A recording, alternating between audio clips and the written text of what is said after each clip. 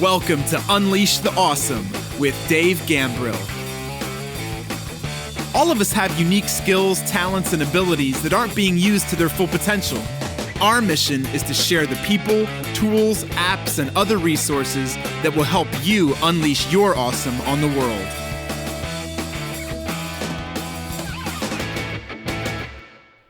Yo, what's up? It's Dave. Welcome to another episode of Unleash the Awesome. Today, let's talk about the one thing that I wish I had done way earlier in my life, in my business, and you should probably think about doing too. So learn from my mistakes. But before we jump into it, little disclaimer, this is not investment advice. This is for entertainment and informational purposes only.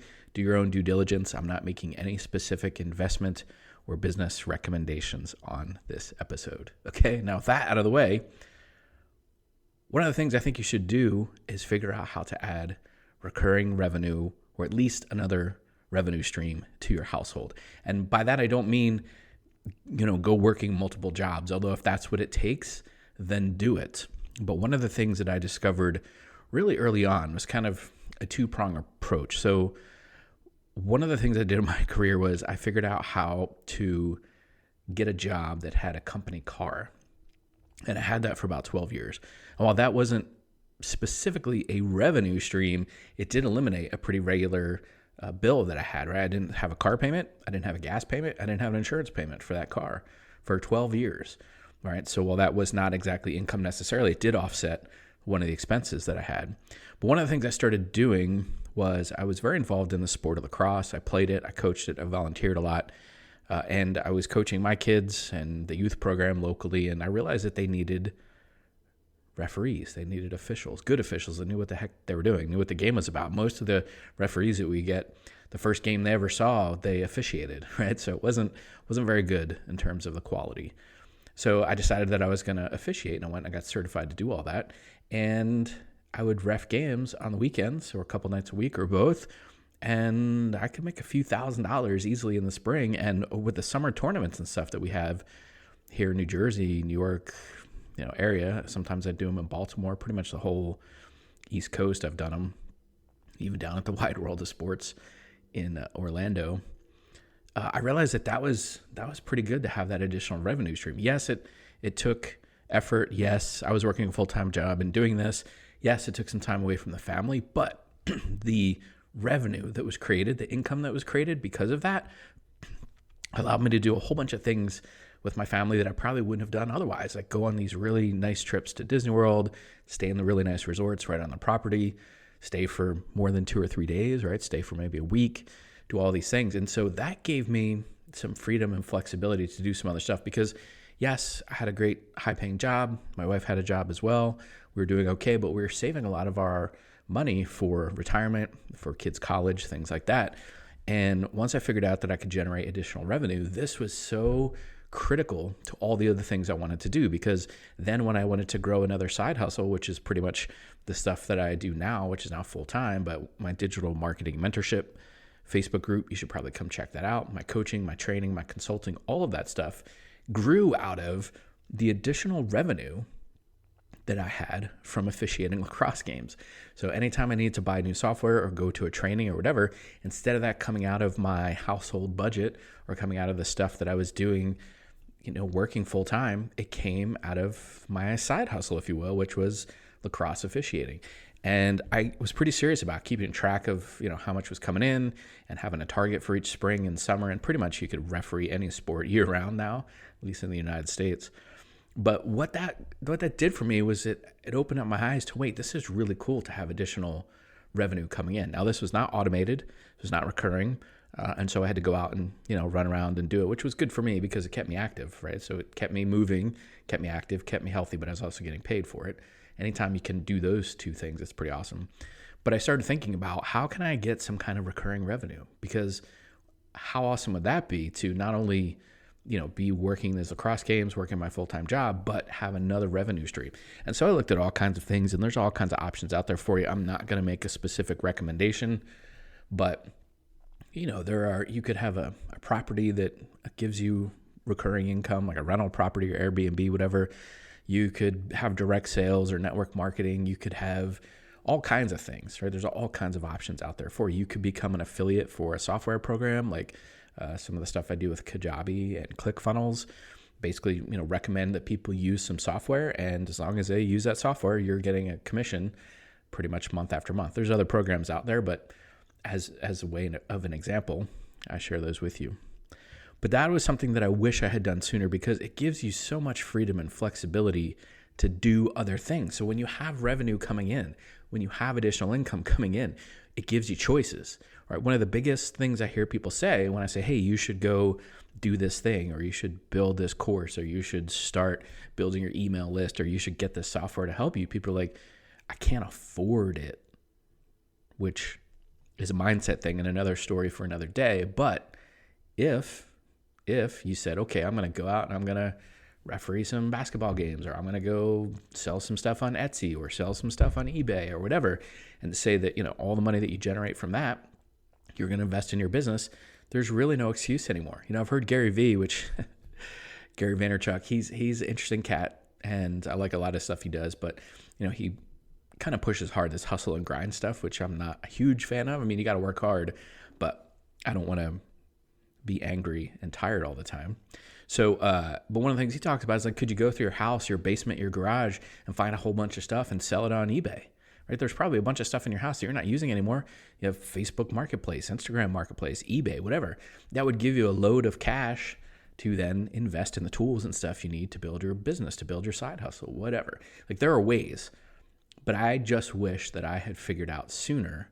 And by the way, this is beyond like all the investments and stuff. Like, we already had investments set up for the kids for their colleges. We were paying, all our bills were being taken care of automatically. We were saving for retirement. We also were saving an emergency fund. Like, all of that stuff was happening automatically through my jobs. But this additional revenue that was being created, then I was investing in my business. And anytime I got any additional revenue, like if I got a bonus or something like that, or a raise, I would take a certain percentage of it and invest it back in my business. And it just gave me so many options. So if you find yourself in that spot where like, I want to get started, but there is some truth to the idea that you need money to make money, right? It's not entirely true. Like, you go out there and hustle, but generally speaking, if you're going to build something, you do need a little bit of seed capital. But I'm not talking thousands of dollars. I'm talking $100, $200 to get a software system that you need to go create the course that you want, or whatever. If you want to get a microphone and a ring light and a webcam and stuff like that, even all of those things is not going to cost you more than $200. You can get them cheap, right? So you can have all that. You probably already have access to a computer, and then you start building your business. And if you build your business, one of the things I recommend is you create a recurring revenue stream through creating courses and membership groups. My buddy Stu McLaren, actually, if you happen to be listening to this in the April 2021 timeframe, he actually has a free workshop coming up. I'll make sure the link is in the show notes or wherever you're watching this, but it's gambrill.com/Stu, STU 2021, 2021, Stu 2021. He's going to do a workshop where he talks about recurring revenue. He talks about membership groups. He talks about how awesome it is to have that stable revenue coming in, that income coming in. So if you're a speaker, a trainer, a coach, a consultant, you could be like me, where when I first started doing that stuff, I was selling my stuff, but I was still trading hours for dollars. I was doing one-on-one coaching. I was creating courses, but doing product launches, which meant once I did the launch, which was great, and I created some revenue during that launch, which was great, but that was the revenue that I had. And then I had to concern myself was, okay, what revenue is coming in next week, next month, next year, whatever, right? So I had put all this effort and energy to make this happen. But if I had gotten smarter about making some of it recurring revenue, maybe monthly, right, things like that, then you can start projecting out, oh, I have this revenue coming in, and yes, you'll have some people that will leave and some people that will come in, and so it won't necessarily be steady at the same rate the entire time, but you can at least start looking at, wow, okay, I got $1,000 a month coming in through this recurring membership program or whatever. Then that gives you more options in your business, right? If you wanted to do like a major branding, have some images or videos or things done, or you want to buy some new tools for your business, it's a lot easier when you know you have money coming in to go, okay, let's just say we have $1,000 coming in. That could be our budget for what we want to buy next month or whatever. Now, obviously, you're going to have other expenses and things like that, but just generally speaking, that gives you a lot of freedom and flexibility. Because one of the things that I find happens for people that launch side businesses, side hustles, whatever, is they build a business that they want to get free from their 9-to-5 gig or job or whatever. And they end up creating a business that instead of them owning the business owns them. And it's more work and it's like hassle and it's doing all this stuff because they don't have this recurring revenue coming in. So they don't have the flexibility to sit back and be creative and sit back and think about, because they're always hustle and grind. It's always like, I got to make the next dollar today. If you get recurring revenue set up, you don't worry about that as much.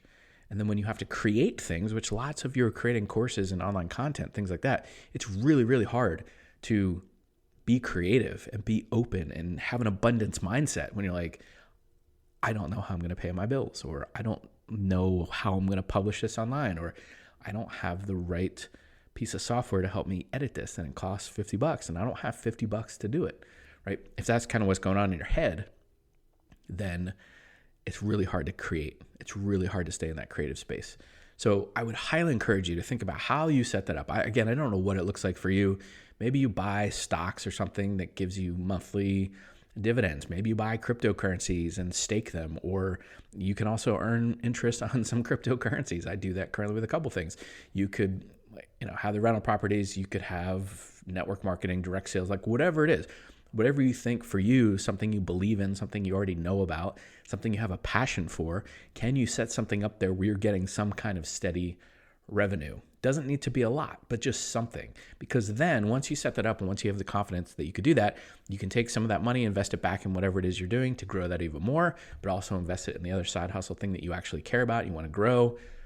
And then you just continue to do that, right? It's like, I call it the recurring revenue ladder, right? You say, okay, I got two things running and they're running automatically and it's great. And this revenue is coming in. And yes, I take some of the money and reinvest back into that. But then what's this other money, the profit coming out of there? Could I use it to get another revenue stream? Could I get it to use? Could I use it to buy another property for Airbnb? Could I use it to buy more cryptocurrencies I can earn dividends on? Can I? Whatever, right? And then you just continue to set those up. Because one of the things I hear time and time again, I've read it in a lot of books, I don't know how true it is, but there's got to be some truth to it, that most millionaires have, on average, 7 different revenue streams, right? Because you can't just continue working a 9-to-5 job and, well, I shouldn't say you can't, but it's very difficult to continue working a 9-to-5 job and have all the things you want in life, because maybe you'll make a lot of money, but you tend to not have a lot of time because you'll end up working not 40-hour weeks, like 60, 70, 80-hour weeks, right? You'll be working your tail off, working all weekend for somebody else's dream, right? If you're employed and you have all this money, but then you don't have the time. And so if you figure out how to get these revenue streams going that are somewhat automatic, or at least you're not trading hours for dollars anymore, then you start to see the power of that. And then it gives you options, right? So if you had 1 or 2 things on the side that started generating as much or close to as much income as you're getting from your job, you could start thinking about, and again, this is not a specific recommendation, but you could start thinking about, can you leave your job? Are you making enough to go over and work your side hustles full time because the money's coming in?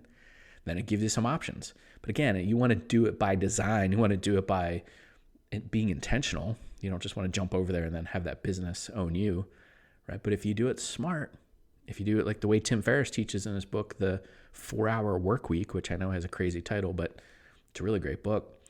If you do it by design, then you can set it up. So instead of trading hours for dollars, right? Time is working for you. You have recurring revenue coming in. Maybe you're investing that in places. And so you're getting not only the appreciation of that asset, but you maybe are also getting dividends or rental checks or whatever, Airbnb payments to yourself, like whatever that is. But I would encourage you to think about doing, if you don't have that, could you set it up now? Think about it. What makes sense to you? What makes sense to set up? If you ping me or you see me on Instagram or my digital marketing mentorship Facebook group and you want to ask me about it, I'll give you some ideas, right? Based on kind of what I think where you are and what's going on, but find something. Because what happens is if you just keep working for that employer, you get what we call the golden handcuffs, where it gets harder and harder and harder over time to extract yourself.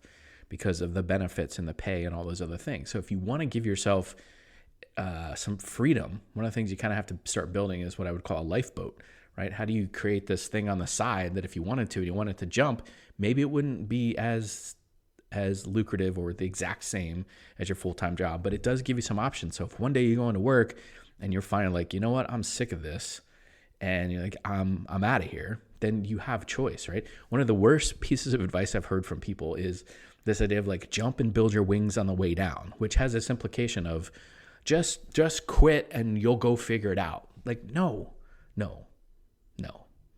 All the stuff I've been talking to you about in this episode is preparing, getting that thing set up, getting it ready to go, working on your skill set, right? There's a lot that happens when you have to create another revenue stream. You work on some of your sales skills, you work on some of your communication skills, you work on some of your persuasive skills. And once that's set up and you have some success with it, then you're like, okay, cool. Now I have options, okay? So if you don't have another revenue stream set up, I highly encourage you to do it. If you can make it recurring revenue, so essentially you do the work once and it just keeps coming, or you do the work periodically, but the revenue keeps coming all the time, I would highly recommend you figure that out. Again, my buddy Stu McLaren has a workshop coming up, Gambrill.com/Stu2021, where he'll teach you how to do all that kind of stuff online. It's really awesome. He'll teach for hours and you'll learn a ton. And even though I've learned from him and been in his courses and been a student of his and in his high-paid coaching program, I'm going to go through the workshop again because I'm always learning something. And things have changed, right? Things have evolved, and he's got lots of new stuff to share. So go sign up for that workshop and then continue to unleash your awesome on the world. See ya. Thanks for listening to Unleash the Awesome. Please be sure to subscribe, rate, and review wherever you listen to your podcasts. And please share us on your favorite social media platforms using #UnleashAwesome.